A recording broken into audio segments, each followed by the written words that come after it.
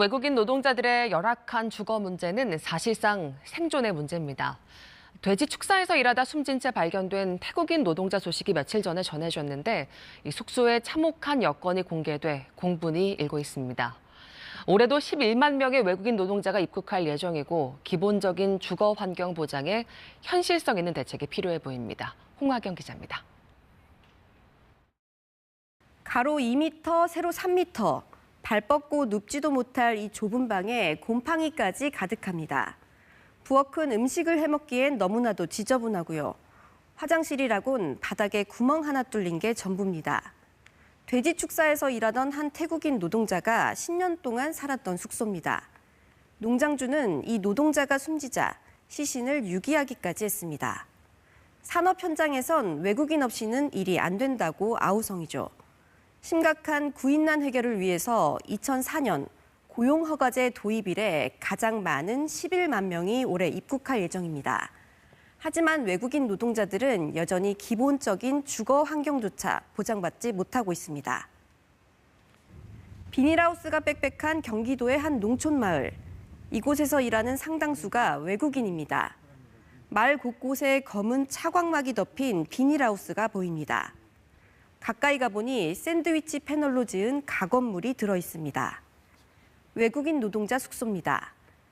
제대로 된 창문이 없어 한낮에도 빛이 들지 않습니다. 난방도 안 돼 보온용 담요를 지붕에 덮어놨는데 불이라도 나면 큰 피해가 우려됩니다.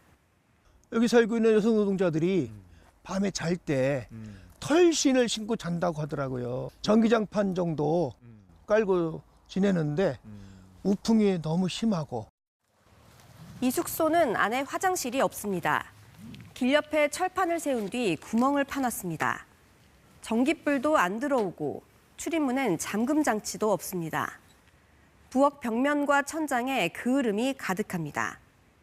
스며드는 냉기를 막으려 비닐을 얼기설기 붙여놨습니다.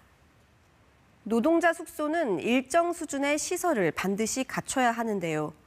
적절한 화장실과 채광, 환기, 냉난방 설비 같은 기본적인 것들입니다. 하지만 5인 미만 소규모 사업장은 법 적용 대상에서 빠졌습니다. 돼지 농장 기숙사도 이 근로기준법의 기숙사 관련 규정은 적용할 수가 없는 거라고.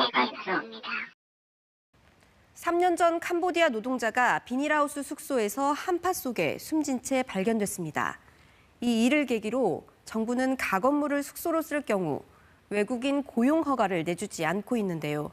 하지만 사진으로 확인할 뿐 현장 점검은 제대로 이뤄지지 않고 있습니다.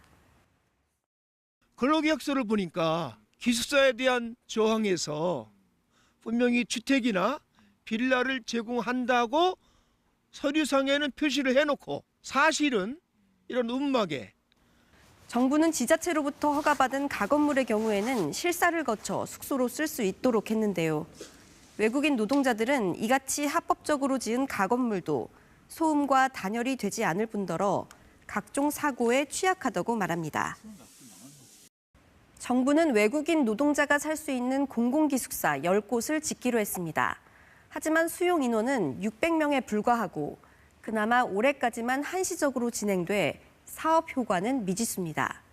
또 고용 허가로 입국한 노동자는 점검이라도 가능하지만 40만 명으로 추산되는 미등록 노동자의 경우엔 주거지 실태 파악이 사실상 불가능한 것도 문제입니다. 외국인 노동자들은 비닐하우스 등 열악한 거주시설에 대한 실태 조사에 나서달라는 진정서를 이달 초 고용노동부에 접수했는데요. 이들의 열악한 주거 환경을 개선하고 반복되는 죽음을 막기 위한 대책이 시급합니다. KBS 뉴스 홍화경입니다.